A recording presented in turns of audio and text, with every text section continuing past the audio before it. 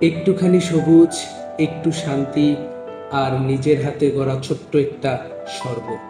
চলুন ঘুরে আসি সবুজ পৃথিবী থেকে। সবারই ইচ্ছে থাকে একটু সবুজের ছোঁয়া পাওয়ার।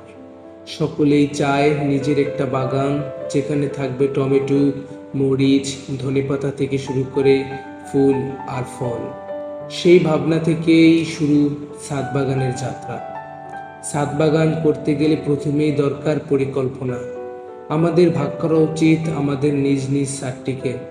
সবজির জন্য এক পাশ, ফুলের জন্য এক পাশ। ব্যবহার করা উচিত ড্রাম, টব, পুরনো বালতি।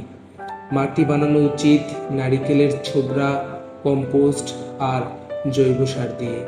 প্রতিদিন সকালে উঠে গাছগুলোতে পানি দেওয়া, মাঝে মাঝে কীটনাশক হিসেবে ব্যবহার করা উচিত নিম তেল।